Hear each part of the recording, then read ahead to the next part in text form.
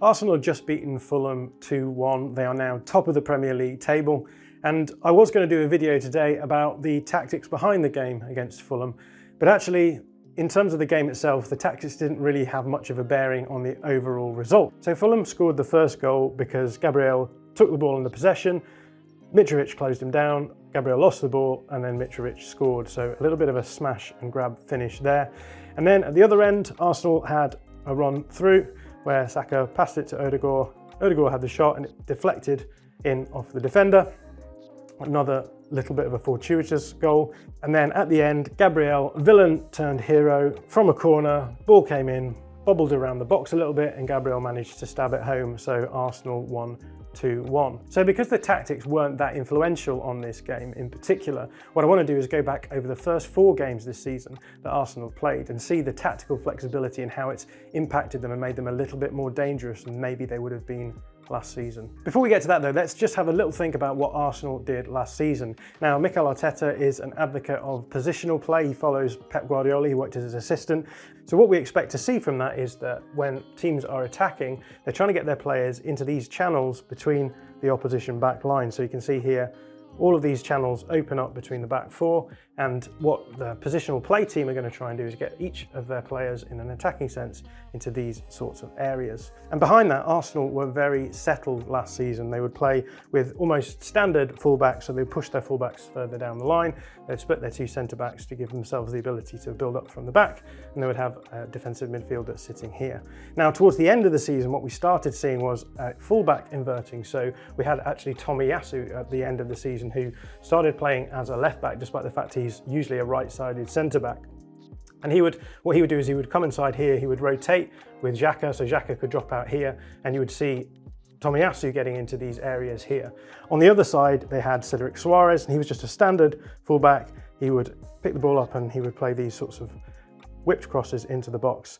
And what Arsenal would tend to do is they would move Odegaard, who's their creative player, over into this area. He would do a lot of build-up with Saka, so you would get this triangle of players here who would try and work the ball into the box to try and score. Obviously Arsenal had Lacazette and he was very central, so he would move in and out of these areas as well. And this was basically what Arsenal did the whole time. They would overload on this side and they would try and get the ball to the other side to try and score. That made them quite one-dimensional. And what we're seeing this season is that they're adopting different structures that allows them to actually get a little bit more out of their attacking play. And this shows up really nicely in the data. So I've got a number of viz here from our own Dr. Mark Carey that shows us the areas where Arsenal are attacking in the first 4 games this season. So they kicked off against Crystal Palace, and as we can see here, a really nice spread of attacking play. So 36% on the left, 36% on the right. Move on to the Leicester City game and there's a big shift. So only 32% of attacks now going down the right-hand side. Now 40% of the attacks are going down the left-hand side. So big shift. So it shows that in the first game they could split evenly, one side or the other. In the Leicester game, they were much more left-sided biased. When we come to the Bournemouth game, you can see that the attacking tendency on the left has now switched over to the right. We now have 44% of attacking touches in the right third and only 30 on the left. So again, you're seeing a bit of flexibility in terms of where it is that Arsenal are attacking from. And then to the game today against Fulham, and again, you can see it's much closer. So 39% on the right, 37% on the left. So it's clear that Arteta's system now allows him the flexibility to either attack down both sides equally or to pick one side over the other. Now there may be a weakness perceived in the opposition on one side, and so Arsenal may want to attack on that side, or it may be the case that given the personnel he's got, he may feel as though it's better for them to develop attacks on one side or the other as well.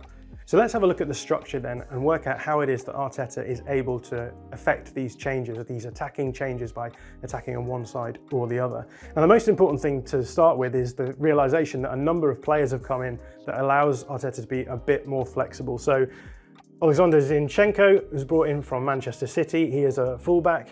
He can also play in the midfield areas. That means he's really good for making these sorts of inversions into the central midfield areas. So he's a really important player from that perspective. And then Gabriel Jesus also from Manchester City. And we talked about how Lacazette was playing in very central areas. What we're seeing now is Jesus able to drop into either side, into the channels, and be a little bit more flexible in terms of his movements as well. So that's the first thing. A second thing to look at is the build-up structure in particular. We saw a few different build-up structures in the last few games, and it's from here that Arteta is able to start moving the ball one way or the other in his attacking play. One of the things we saw early on this season, especially in pre-season, was that Arteta was happy to invert his fullbacks. Now what we mean by that is that usually you would expect your fullbacks to be out here, and what we started seeing early on in the season was these fullbacks coming into these areas here. Now the question is, why would you do that?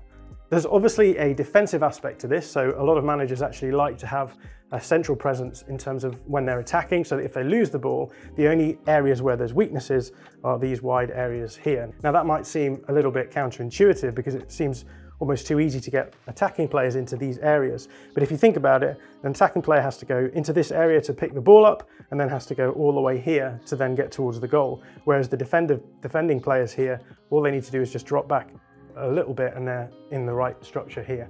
So this is all about forcing the opposition to go wide so that they have further to run and your own team have less to run to get back into a good structure.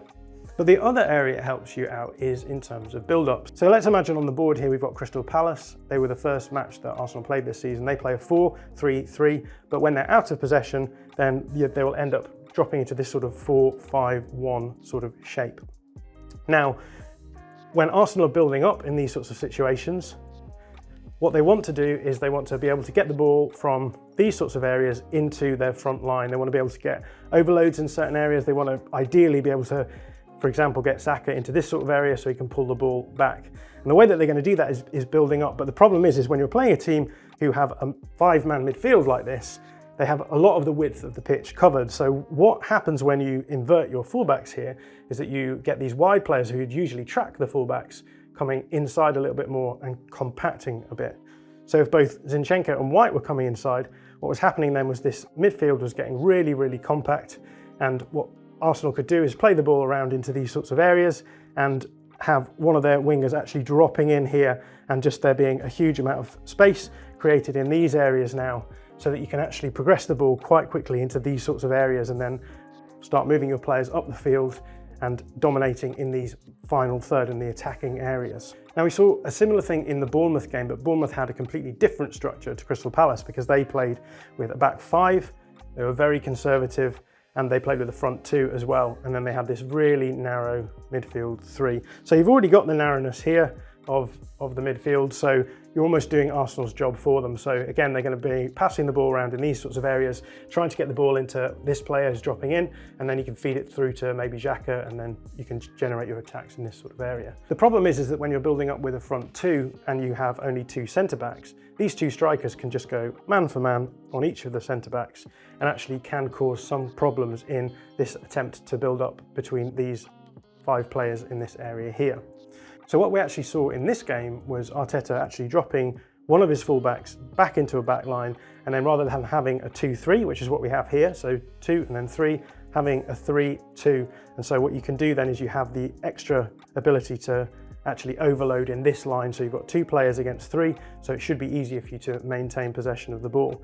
And actually by doing so, they were still pinning this midfield narrow, and so Ben White had lots of space here to carry the ball into, and we saw Saka pinning the opposition wing back, and actually he moved inside, ball was played to Saka for the second goal, and then White ends up coming across here and then eventually finding Ødegaard, who scores. So again, the structure here just allowed Arsenal to do exactly what they wanted to do in terms of the build-up, to be able to attack more down this right-hand side. And as we saw from that viz, you could see most of the attacking play was then going down the right-hand side where a lot of that space was being made. And that brings us to the Fulham game today. And again, what we saw with Fulham was a completely different system. So rather than playing a 5-3-2 like Bournemouth were, they're actually playing a 4-4-2, so a bit more similar to this sort of shape.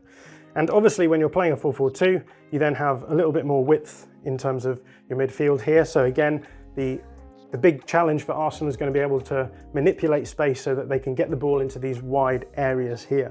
Again, in a 4-4-2, you've got a strike partnership, and so to combat that, we're seeing Arteta just drop Benjamin White out again into that back line, so you've got the overload here, so 2 players here and 3 players here.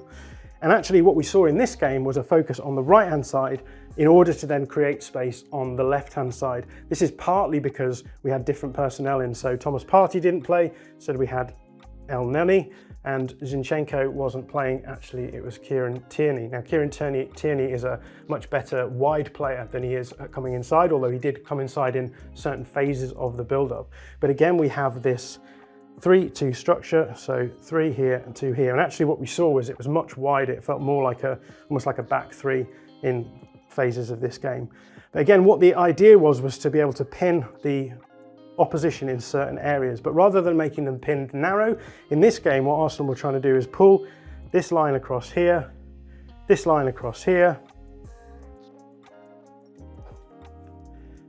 with overloads in this sort of area. So we see a lot of players all coming over on this side and then using Martinelli over on the far side as an outlet or a target. Sometimes we would see Martinelli inside here and then Tierney all the way out here and Xhaka dropping in as well. So you've still got your 3-2 structure here, but what you're doing then is you're creating a huge amount of space over this side so that you can build up over here and you can either move the ball quickly into this area and then you hopefully have a one-to-one matchup with your fullback on the other side, or you can build up over here with 3 very technical players and they can either pass it around and work it into these areas, or they can then play these, again, balls into the back post where you would hope that either Tierney or Martinelli is going to be able to get onto them. So again, they've identified an area where they feel as though Fulham has a weakness, and they've set up in a way as to be able to expose that weakness and make them vulnerable. And all of this comes from this original setup in the build-up phase. So either going with a 3-2 or a 2-3 and being able to pin opponents either narrow or pull them over to one side and generate space on either side. Last season, after 3 games, Arsenal hadn't picked up any points. They were rock bottom of the table. This season, after 4 games, they've won all 4 and they are sitting pretty at the top of the Premier League.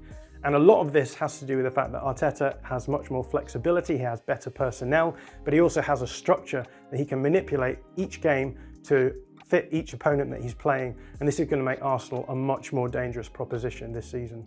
If you like this video, please consider subscribing to the channel.